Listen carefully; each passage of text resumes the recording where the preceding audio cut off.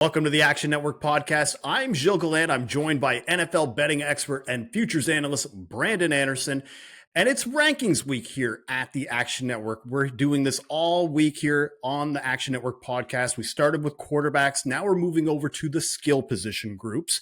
And we're going to have even more rankings as the week continues. We'll look at coaching staffs, offensive lines, offenses and defenses. We're going to rank every team 1 through 32. But Brandon, let's talk about the skill position groups, because I think not only do I need to hear a little bit more about the criteria of how you rank these guys, I need to know a little bit more about which guys we're using, because skill position can mean a lot of different definitions. So break it down for us. What is the criteria and which positions are we using? Yeah, you chatted me offline. I'm like, okay, well, does this guy count for his, punt and kick returning? And what things am I counting here? So this is just offense and just skill positions on offense. I think of these as like the weapons, right? The guys making all the plays for you. So not quarterback. We did that one already. Be sure to listen to that one. Not offensive line. That one's for tomorrow. Listen to that one. This is everybody else. So no quarterbacks, no line. Basically, your running backs, your receivers, your tight ends. It's fantasy football day here, right? These are the guys that we're talking about today.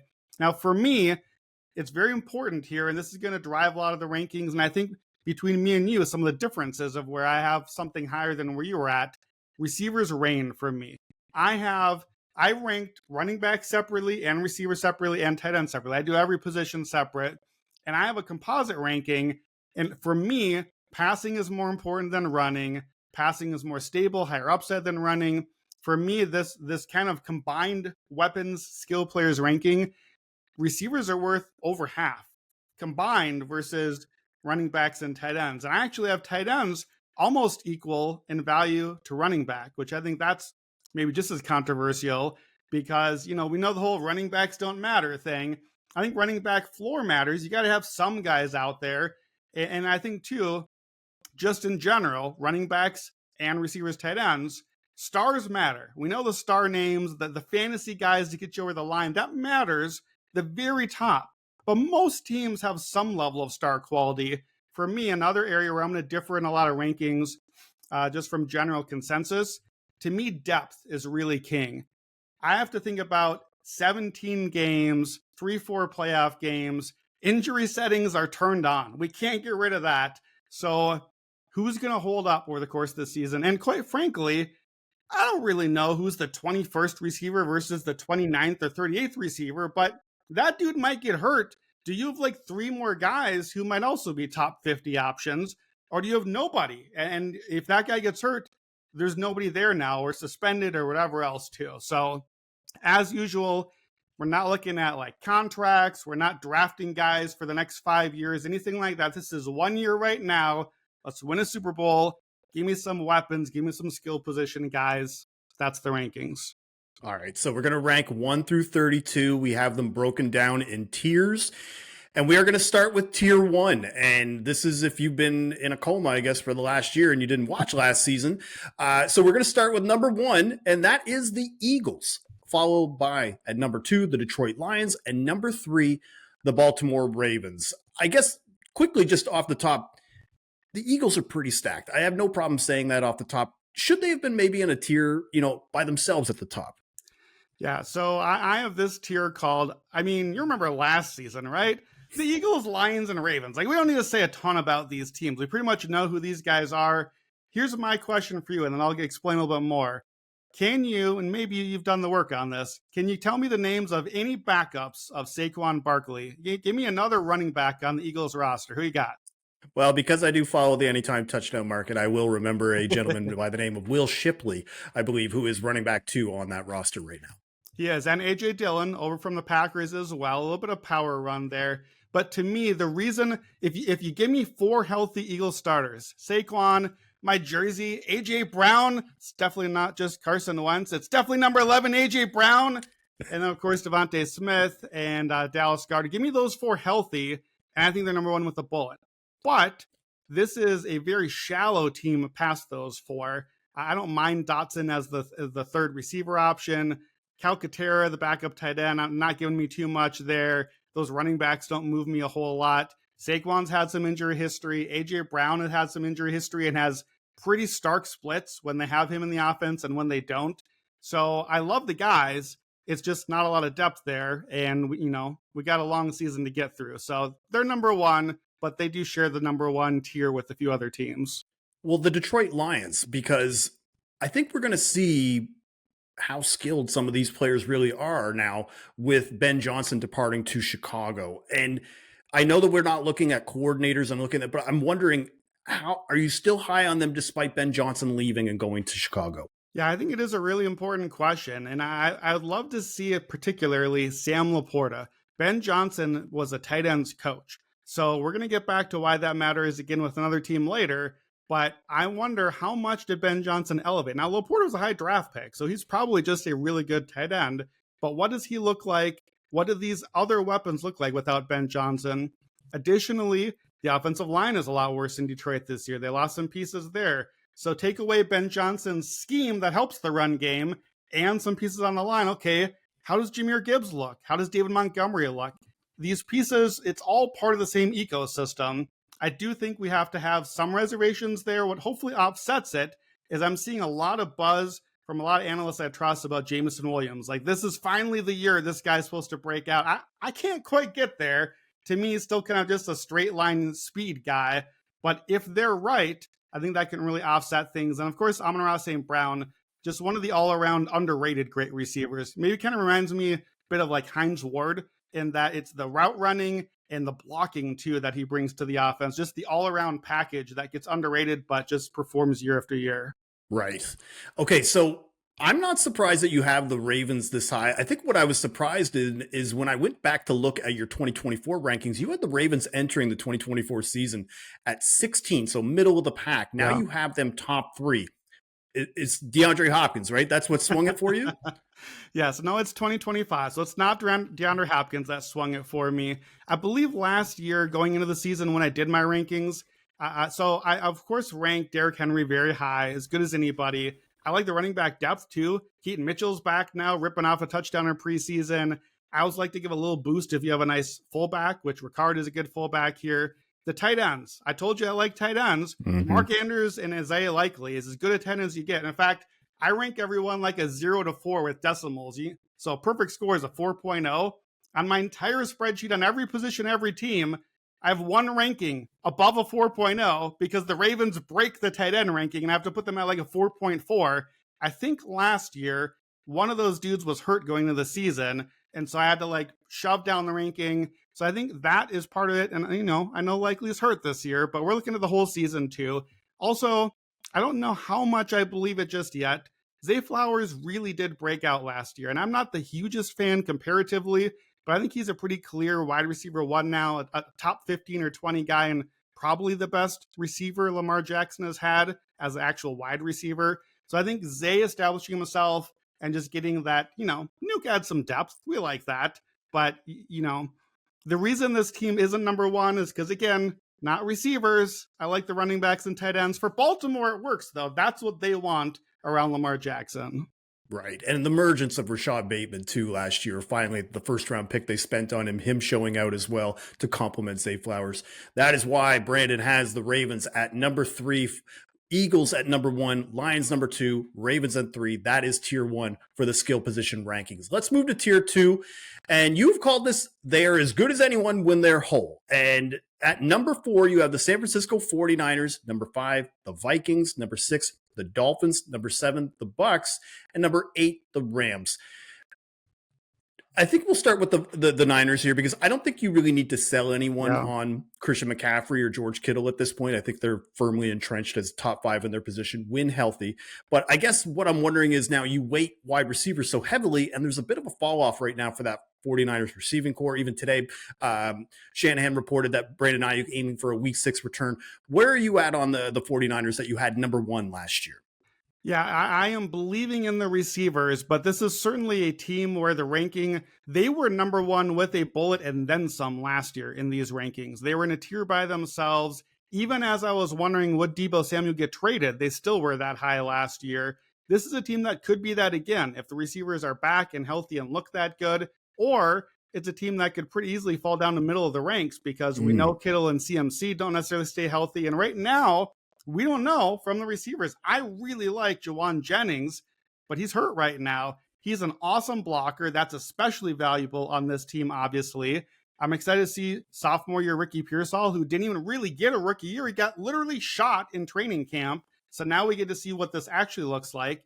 And Brandon Ayuk was one of the great underrated receivers before he got hurt. He was number 2 among all wide receivers in PFF grade the year before. So what do we get now? I kind of agree.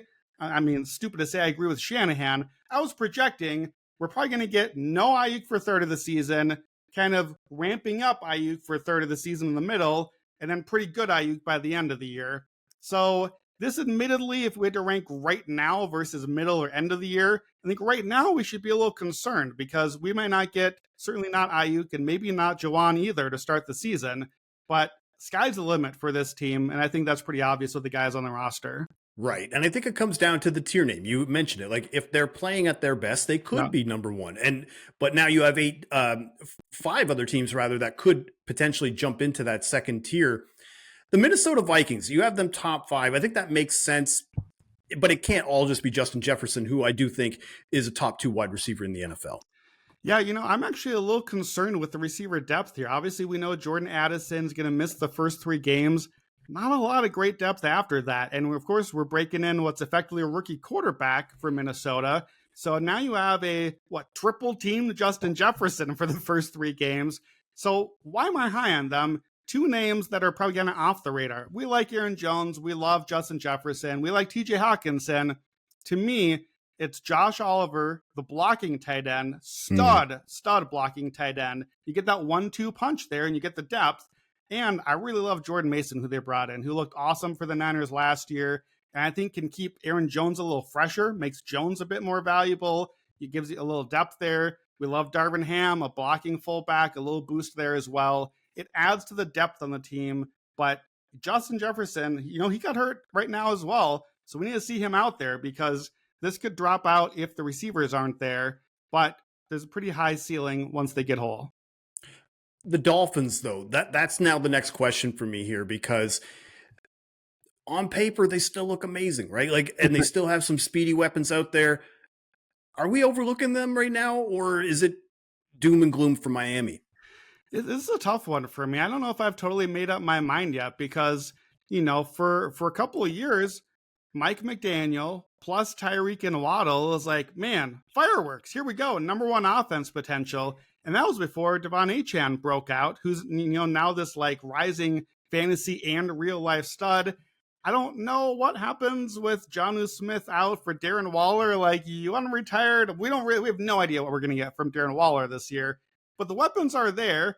Tua's healthy right now. And with Tua healthy right now and the weapons, that's been pretty good in the past. I feel like the vibes are terrible coming out of Miami. Everything you read sounds terrible.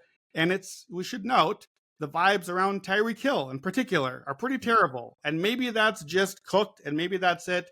You got to think a guy who's been the fastest guy in the league, when it could go pretty fast also. So maybe this could reach a cliff pretty quickly. But I do think it seems like, if anything, people have gone pretty far the other direction. You could zag a little bit and find some value in Miami if you feel like their guys are still this flashy. All right. I don't think we need to talk about the Rams too much because essentially Cooper Kupp out, Devontae Adams in. I think we can all agree that when they're clicking, they look amazing. You already talked about it in the quarterback rankings that there's going to be a month where Matthew Stafford looks like the MVP in the NFL. But I want to talk about the Bucs before we move on to the next tier because in each of the last 2 years of your rankings, you had them around the 20th mark. And I think it's correlating to the way that you've also ranked your quarterback rankings, where you have Baker closer to the middle of the pack as opposed to bottom 20 or bottom 10 rather. So why such a leap now? Especially, Chris Godwin likely going to be hurt. I'm not sure if he's going to start the season on the PUP list or not, but just talk to me about the Bucs and why we have them now at 7th. Yeah, I think, this is another one where fantasy players certainly know this name. Bucky Irving was a stud last year as a rookie. He does everything. He has a great receiver as well. Rashad White has bounced back better as a second running back, and he's a good receiver and pass blocker. So I love that versatility that you have to the offense. I want a little bit of everything. Give me some options for my offense, and they help me do that. So Bucky Irving, helping them go from what had been just a forgettable, abysmal bottom 3 run game for years and years, including the Tom Brady years, frankly, for a lot of it. Now they have a good running back, a great running back by the looks last year. And this, for me, if Godwin's healthy, is my number one receiving group. Mike Evans is a stud. Godwin was awesome, so good last year. And then Egbuka looks like just a star rookie receiver who is the third guy right now. We like Jalen McMillan. He's the fourth guy here. I think once Godwin comes back, it's hard to know who can match this group because it's the stars at the top. Evans, Godwin, probably top 5 duo, but then that third and fourth guy as well to round things out.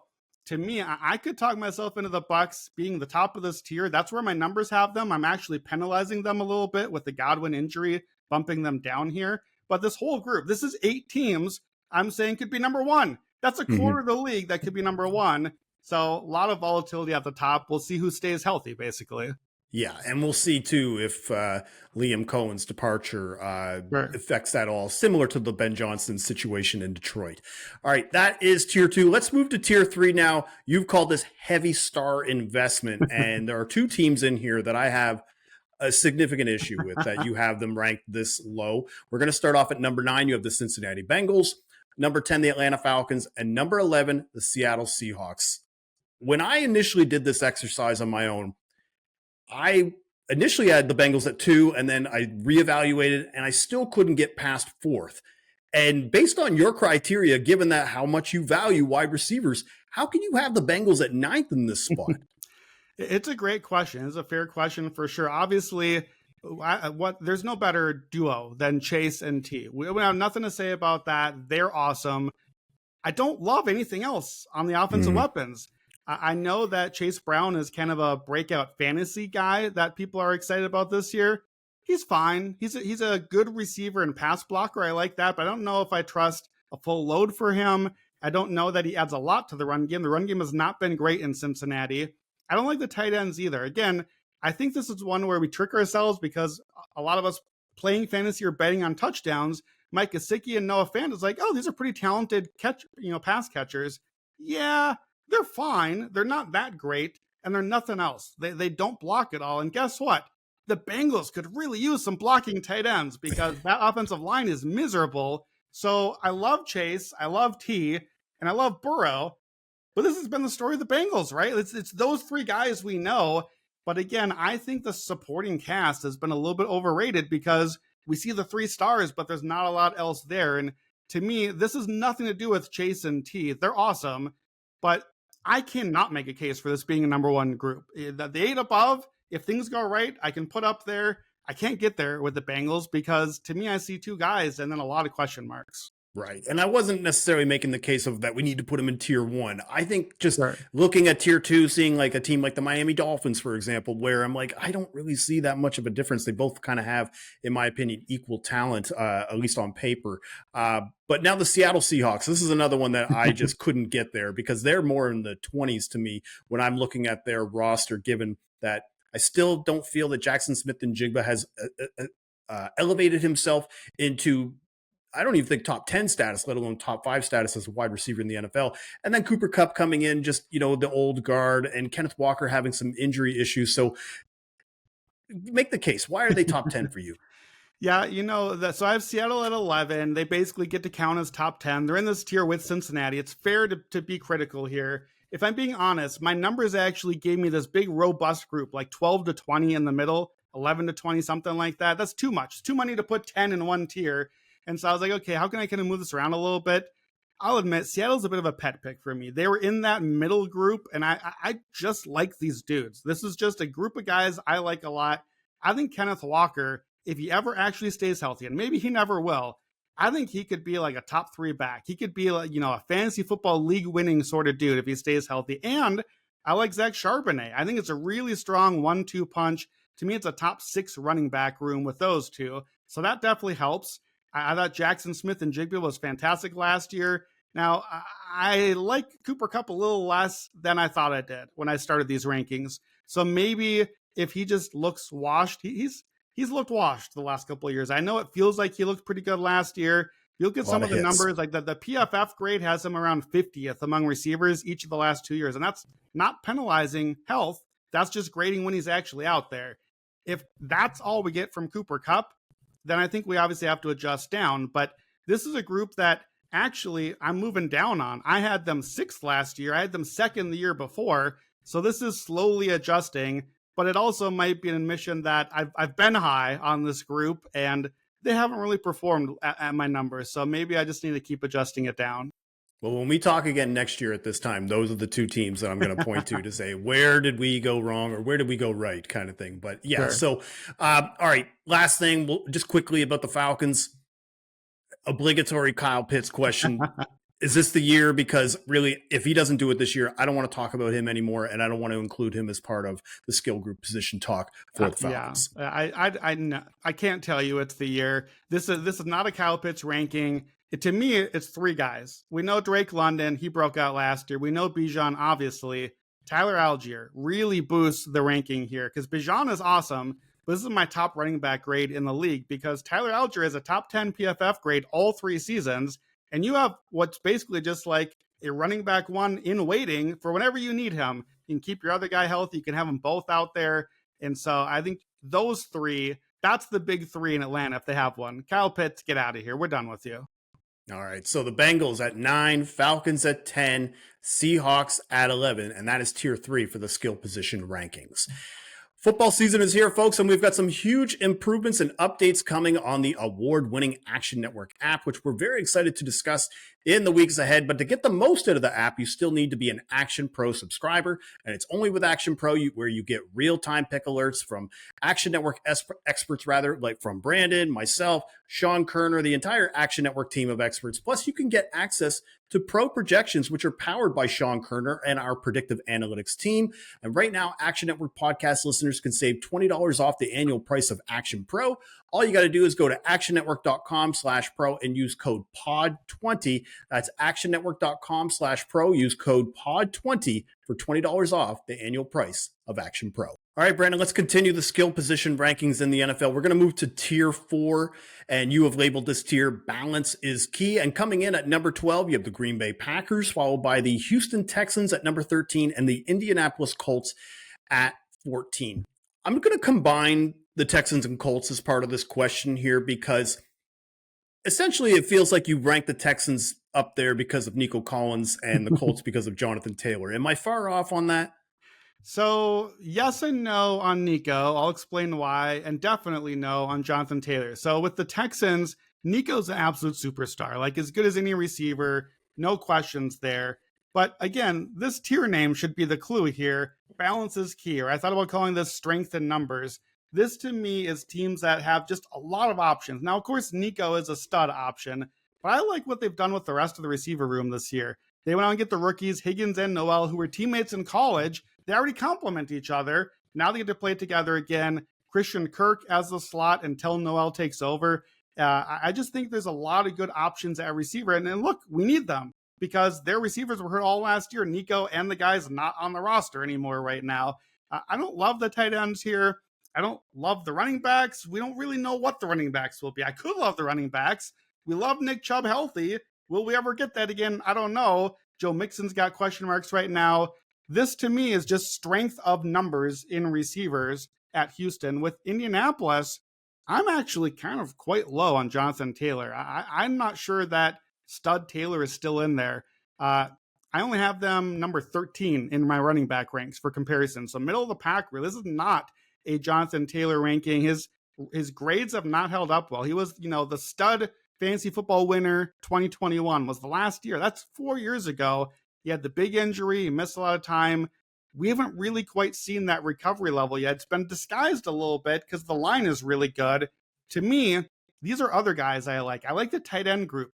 Miley Cox and Ogletree, they're still there, but no longer number 1. That's great because they're not very good at receiving, but they're good blockers. Now bring in Tyler Warren, the first round. Yep. Now we got 3 good tight ends.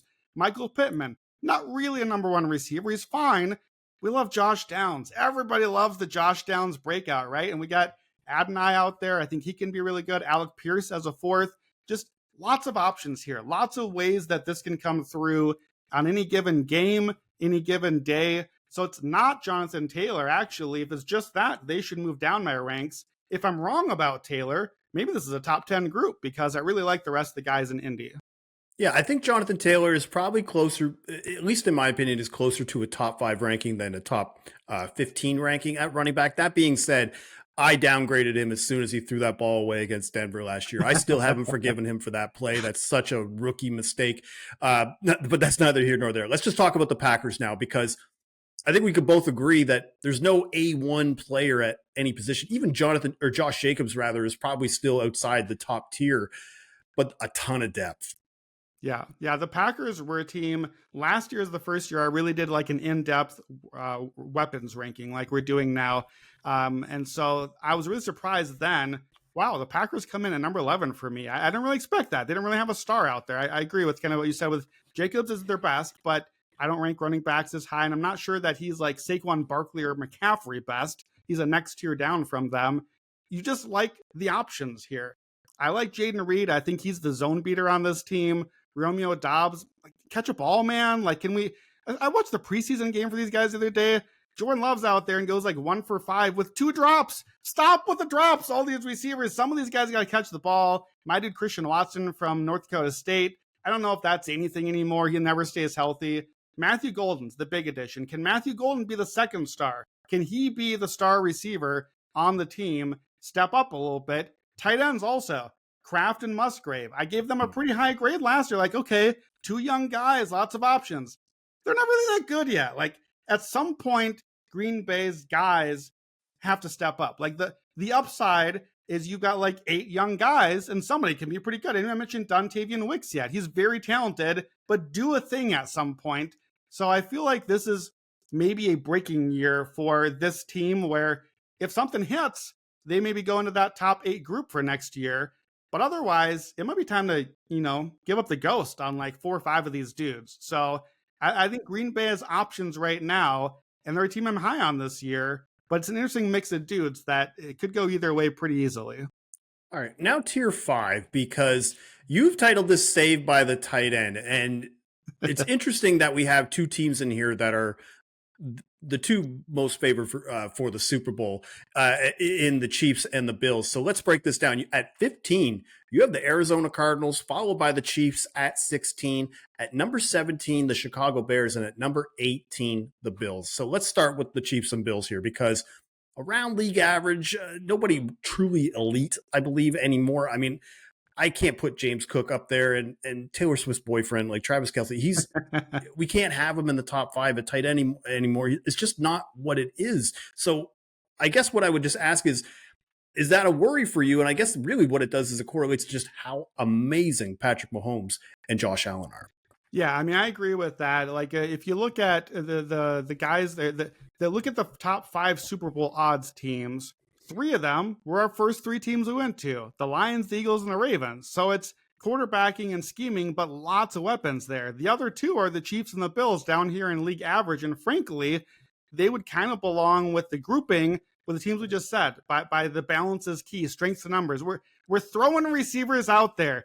Name a guy, they're probably on one of these 2 teams. Josh Palmer, hey, he's a Bill this year. Marquise Brown, he's back on the Chiefs. Juju Smith-Schuster, he's back on the Chiefs. Like, we're just giving some options out here, and we're trusting Josh and Patrick to figure it out and give them some possibilities. I do think these teams sort of weirdly mirror each other, just in like, we have decided as Chiefs and Bills organizations, we're going to invest in our quarterback, of course. We're going to invest in our line and our trenches. We're going to build up the defense. We're going to keep our coaches.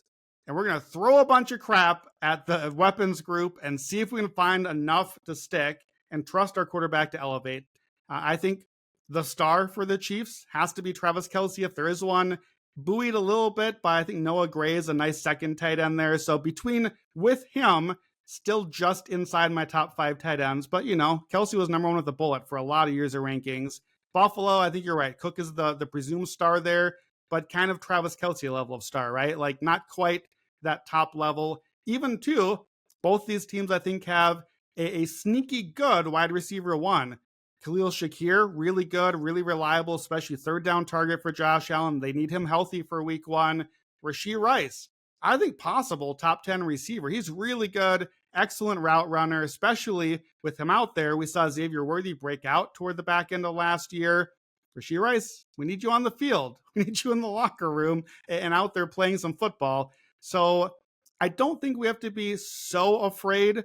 But if Mahomes or if Allen ever had to miss time, these weapons are not going to go win games for you. That's Mahomes and Allen winning the games for you. That's what makes them so valuable. So I think it's a thing to be concerned about, but it's a thing we know. Like if you lose Mahomes or Allen, your season's screwed anyways. We all know that. So the Cardinals, having them at 15th, was it just simply as a tiebreaker of having more higher end talent, like guys that you would want to draft, like first, like for example, like a Marvin Harrison Jr. or a Trey McBride over, say, the other three teams like the Chiefs, Bears, and Bills?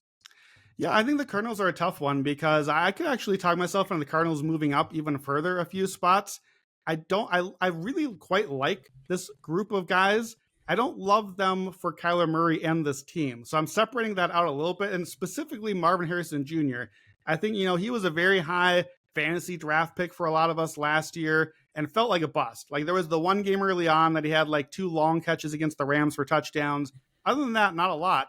I think it's because Harrison actually is doing kind of fine. His routes have been good, but the stuff that he does best, cutting, putting his foot in the ground, getting open that way, that's really not stuff that Kyler Murray's finding him on. He cannot see the middle of the field. And so here's Harrison getting open in space, but they're sending him out like jetting down the sideline and chucking it. That's not what you got this guy for. So that's Trey McBride is the guy that Kyler goes to, in shorter stuff. Trey's a stud. We love him. I think he's as good as anything. The Cardinals have been really good at elevating their tight ends with their coaching as well. And I think James Conner is pretty underrated too. Like I'd put him in the mix with, guys we've just talked about, Jacobs, Cook, in that not quite top running back group, but next after that, Trey Benson has been a good receiver and pass blocker. So that adds a little bit more is there as well. The receivers, I don't love past Harrison, and he's going to have to actually get some production, but it's a really talented group for sure. And I think if you gave them a different quarterback or system, I think we could be talking about this as a top 10 group. It's also an offense, to be fair, that ranked 2 years ago 30th in my rankings for weapons here, then 22nd last year, now 15. So we're moving in the right direction for sure. All right, let's move to tier 6 now because let's be honest, the negativity is this is when it's going to really start because we've got one huge blind spot. That's what this tier is called, where there are 4 teams in this tier where we have some A-listers, but there's just a glaring weakness for each one of them. And at 19, you have the Dallas Cowboys. At 20, the Los Angeles Chargers. 21, the Jacksonville Jaguars. And 22, the Las Vegas Raiders. So I guess what I'm trying to get at, the tier name, I think, is pretty obvious of what we're looking at, because like if you look at a team like the Dallas Cowboys, they're pretty obvious blind spot. Their running backs are Javonte Williams and Jaden Blue. I guess the question is if one of those guys hits, like where all of a sudden we're starting to see production from that position, could you see the Dallas Cowboys make a climb, maybe even closer to the top 10? I think maybe closer to the top 10, but because I don't have running back weighted so heavily, it can only hurt you so much as well. So it kind of goes both ways there. With the Cowboys, look, CeeDee Lamb is awesome. I think George Pickens is a little bit overrated. I don't love his route tree. So I think he's a nice addition, certainly an upgrade for their team, but there's not a ton of depth still at receiver. Ferguson, I think, is fine as a tight end, but there's not a lot else there. It's Lamb is awesome. Pickens is a nice addition. I mean, look, I hate to hurt your feelings, but this is a very Cowboys thing. Like, let's make some splash big group, but like, where's the substance? And there's no substance at running back. They're my, number 32 running back group with a bullet, but there's not a lot of substance beyond those 2 receivers either. So I don't know that they could get too high, but from below average to above average, sure, we can get there. Sure. And like the Raiders, for example, talking about how you don't weigh running back as heavily in these rankings, given a player coming onto their roster like a Ashton Jeanty, that's got to move the needle even a little bit more. But when looking at the Raiders skill position group, you had them at 24 last year. That only bumped them up just to 22. Yeah, so last year, of course, you had Devontae Adams. So we're swapping Devontae Adams out for what we get now. So that's part of it. These are rankings from heading into the season. But, we love Ginty and we love Brock Bowers. These guys are young. Like, I need to see you prove it a little bit. And back to my whole thing, running backs and tight ends, really good. Like, you, of course, if we just did a running backs and tight ends room, draft, the Raiders probably go like top 5 or something, and everyone's very excited about it. I don't like the receivers here. There's a bottom 4 receivers group for me. People like to talk about Jacoby Myers. He's not a wide receiver 1. Like, he'd be like a fine wide receiver 2. And I just don't love a lot after that. John Beck, the second rounder, that's their second receiver, I guess. Like, I think this could be maybe the worst receiving group in the league if Jacoby doesn't have a good season. So the way that I value receivers, I just have to bump them down here. The Chargers and Jaguars, not a lot to say about these two teams. This is their blind spot is the tight end group. And I was like, who cares? Who needs a tight end? Well, I've made the case already. I don't love the tight ends on these groups. I have them both bottom 6 in tight end. I think Ladd McConkey on the Chargers, Brian Thomas on the Jaguars. These are two guys that are going to be approaching or maybe already in top 10 receiver groups soon. And of course, Travis Hunter now with the Jaguars. So that's the excitement on the teams. That's why they rank up here as high as they do. And hopefully the young running back come through as well. But the tight end, there's just nothing here. So that's kind of dragging them down a little bit. The Ultimate 2025 Fantasy Football Draft Kit is here. Sean Kerner and Chris Raybon have rankings, tiers, cheat sheets, and more to help you navigate your fantasy football drafts.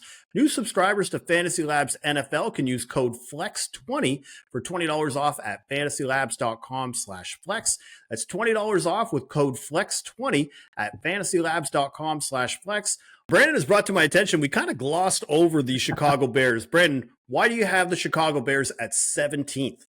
Well, I think more importantly, why do I have them in the saved by the tight end tier? And it's the same answer for both. And it's related to Ben Johnson. I kind of teased that earlier. I really like everything I'm seeing from Colston Loveland. He was a surprise as the first tight end drafted this season. But we saw with Ben Johnson, they drafted Sam Laporta, and he was good immediately. For years and years, you knew that tight ends were not going to be good in their first year, couple of years. But we saw what Ben Johnson did with Loveland. And Cole Kmet has been a pretty fine tight end, but he now becomes one of the best second tight ends. I think he's a better second than he is a first because he's a good blocker. So now we get a little more balance there. And we still have Rome Odunze, who, remember, was supposed to be on par last year with Malik Neighbors ahead of Brian Thomas.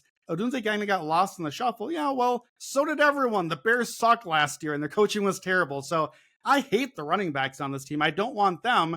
But I like Odunze and DJ Moore, and I really like the tight ends. So, yeah, I'm excited for the Loveland Kmet pair and to see what Ben Johnson does with them. That's why they still rank pretty, excitingly for me toward that middle grouping. That's probably the nicest way I've heard the Bears offense described. And I mean, I just find it funny because more often than not, you hear from a Bears fan, it's doom and gloom. A lot of just on paper, it doesn't feel great. So it's nice to hear a little positivity about the Chicago Bears offense. Let's move to tier 7. And you have called this one, those vets have seen better days. And yeah, each one of these teams has guys that would have been awesome in your 2021 fantasy football draft, maybe 4 years ago. And that includes the New Orleans Saints at 23, the Washington Commanders at 24, and the New England Patriots at 25.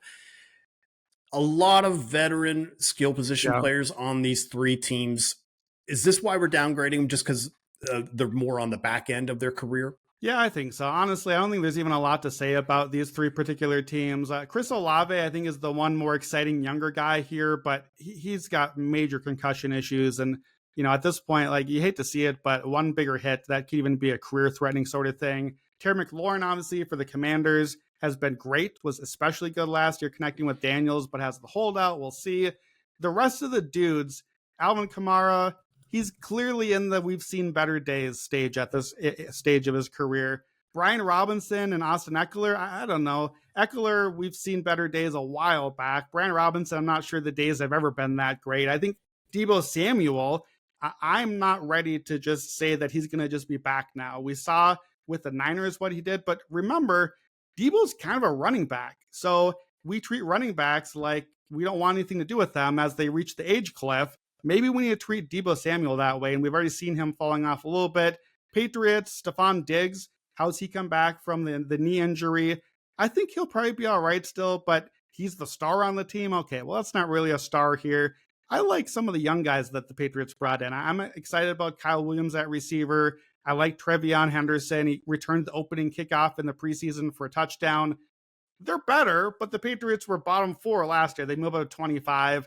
I don't know. There's some stuff here. I didn't mention Zach Ertz. That's prime. These vets have seen better days, sort of dude. So we got some guys. They're filling some roles, but not a lot of excitement in this group. Yeah, I think we should have told people once we got to this point of the podcast that it's not that you hate these teams, it's just you just think their offenses suck. That's really what it comes down to me. That's what I'm taking away, at least as we're going through these rankings. So that is 23 the Saints, 24 the Commanders, 25 the Patriots. Now we move to tier 8, where past 1 star, I don't really see a lot of talent here on these teams. You start with the Pittsburgh Steelers at 26, the New York Jets at 27, the New York Giants at 28, and the Carolina Panthers at 29. I'm still not really sure who the Panthers 1 star is. Let's start with the Panthers. Just tell me, who is that 1 star? So the star here in these groups is supposed to be a receiver. So DK Metcalf, I don't really love as a star, if I'm being honest. That's the Steelers star. Garrett Wilson is supposed to be a star. The Jets need him to actually be it. Obviously, Malik Neighbors, the clear star of stars in this group. The Panthers are in this group because they're hoping it's Tet McMillan, T-Mac, I guess is what we're calling him now. They hope he's the star. It's not Adam Thielen. I love Adam Thielen, of course, as a Vikings fan, but it's not him. It's not Chuba Hubbard, who's been really good for them. Chuba and Rico Dowdle, I think, is actually like underrated running back duo. They'll be fine for them. The Panthers need Tet to actually be the guy. That's kind of putting them in this group. The Giants, I think, maybe are the surprise in this group just because Malik Neighbors is so good. Like, I think Malik Neighbors might be Terrell Owens' second coming for all the good and the bad, maybe.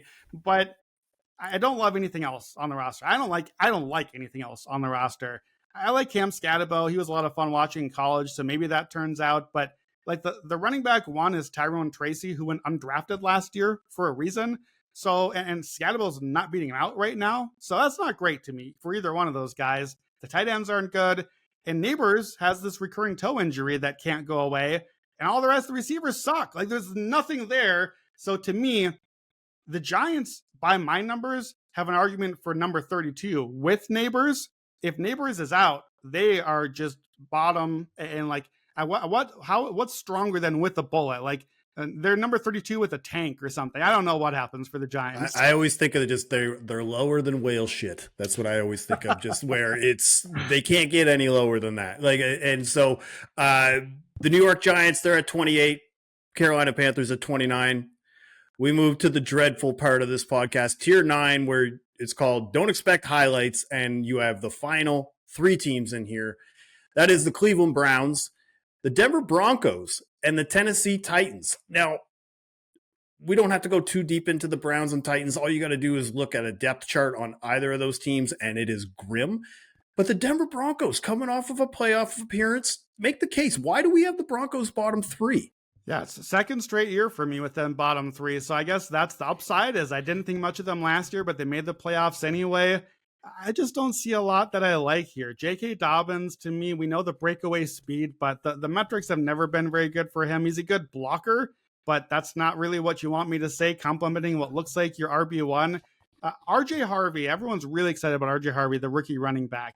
If he's really good, if he's Bucky Irving, as a rookie, that sort of level of good, that can move them really up here. And, I give another fullback bump for Burton here. Harvey's the guy that could make this ranking wrong and really bump them at least up to 20 to 24 sort of range, maybe where they might be expected. Evan Ingram, I know they went out and got him. I think he's fine. I think he's like a fringe top 10 tight end. Doesn't really move the needle a ton for me. Courtland Sutton, I think, too, is a name that maybe we recognize from a lot of years of production. I have the Broncos' bottom 4 receivers room. So Sutton, to me, is not a wide receiver 1. He's kind of like a fringe, maybe top 25 at best. That makes you not a wide receiver 1. And I don't love a lot of the other names here. I'm kind of interested in Mims. He's one of those guys that is an electric kick returner. If we were including that, that would bump a little bit. We've seen guys turn that electric returning stuff in the special teams into receiving production. So maybe that can come to play here. I don't see a ton of upside. I need it to be RJ Harvey, and then maybe they move up a little bit that way. All right, so let's recap the top 10 now. You had the Eagles at number 1, Lions at number 2, Ravens at number 3, San Francisco 49ers at 4th, Minnesota Vikings at 5, Miami Dolphins at 6, Tampa Bay Buccaneers at 7, Rams at 8th. Then you had the I'm just kidding. I just wanted to We see if you would. were paying. Wanted to see if you were paying attention. Cincinnati Bengals at 9th and the Atlanta Falcons at 10th. What are some takeaways that we can look at this top 10 ranking here? Yeah, so number one is very simple. There's a reason there's no big surprises at the top. If you listen from the start, if you heard the top 10 that Gilles just gave back, talent wins in the NFL, right? We know these guys for a reason. We idealize them in fantasy football for a reason. You get stars, stars win. That's it. Second takeaway for me is, unlike with the quarterback rankings, the NFC rules. Remember, quarterbacks, spoiler, go back and listen, top 5 quarterbacks, all in the AFC, and that's been ongoing for years. Well, here's the NFC. They had number 1 and number 2. They had 6 of the top 8 in this rankings today. They had 9 of the top 12, 3/4 of the top 12 in the NFC. So guess what? That's not a coincidence. In the AFC, they're paying the quarterbacks, right? They're getting them like the $50 million contracts. In the NFC, they're like, please let me pay your star quarterbacks. I can't find one. I guess I'll pay all these awesome running backs and receivers to try to make up the ground for it. So I think as you look at the team, it's like the AFC is where the star quarterback, if you're in the AFC and you don't have the star quarterback, that's your big deficit. If you're in the NFC and you don't have the weapons, that's your deficit. So I think that's interesting with a team like maybe the Commanders, who everyone's excited about, but I have bottom 10 in the rankings as far as weapons go. They do have the star quarterback. Are they an AFC team in hiding in the NFC? So I don't know. I think the dichotomy is interesting between the conferences. All right. So I want to talk then now about the bottom 5 teams, because they all feature young quarterbacks like Jackson Dart, Bryce Young. I don't know about Shazier Sanders, but he probably will start a few games for the Browns this year. Bo Nix, Cam Ward. You got to think at some point you got to put a supporting cast around these guys, right? Yeah, it's tough with the bottom 5 all being teams that are probably going to play a lot of a young quarterback this year. Look, you can't do everything at once. And if you draft the young quarterback, especially if you trade it up for the young quarterback, that's probably why you don't have great skill positions, because you can't do everything. Similar we just said with money. You either pay the quarterback or pay the weapons. Well, you either draft the quarterback or draft the weapons. So I think that's the hope. That's the long game. We're seeing more and more guys like Bo Nix, where we're building out an offense that isn't relying on the quarterback doing it all on his own or on the weapons. Can we scheme up some offense instead? So I think that's the hope here. But you don't love that these young guys don't really have a great chance to succeed, don't really have a lot of help. That's definitely a concern. And then last takeaway for me, I mentioned with the Broncos, they've come up in 2 of these already. I'd be careful about 3 playoff teams that made the playoffs last year. The Broncos, Steelers, and Commanders are all bottom 10 here in these rankings of the skill positions. Only one of those teams has a star quarterback, Jane Daniels, that can do it on his own. So unless you think Aaron Rodgers is that, or unless you're really high in Bo Nix to be that, if you don't have a quarterback that can do it and you don't have the weapons to go do it, you might be relying a little too much on that Broncos defense or that Steelers defense or the coaching. So like that can only take you so far. At some point, you got to go do it with your offense. And some point might be the playoffs. We saw the Steelers and the Broncos get into the playoffs, and then some point came and they couldn't go do it with their offense. So maybe you go 9-8 as the Steelers for the bajillion straight year and sneak into the playoffs. But maybe if that offensive ceiling is not there and the floor can only take you so far, at some point, some of these teams might fall out as well. So I think it is at least an orange flag for the Steelers, Commanders, and Broncos that their weapons, their skill positions are a little bit down in the ranks here. So that is the 2025 NFL skill position rankings from Brandon Anderson. That'll do it for today's episode of the Action Network podcast. I want to thank you for tuning in. You're going to hear more from us over the next couple of weeks. Brandon will have NFL rankings for nearly everything: offenses, defenses, coaching staffs, offensive lines. So if you did have a good time, don't forget to leave us that 5-star rating and review wherever you listen to the podcast. Download the free Action Network app. You could save $20 on an annual pro account by using code POD20 at actionnetwork.com/pro. Also, check out the Action Network Discord. There's a link in the episode description of the podcast. I'll be hanging out there all during the NFL season, so go check it out. For the Action Network podcast, he's Brandon Anderson. I'm Gilles Gallant. Bon chance.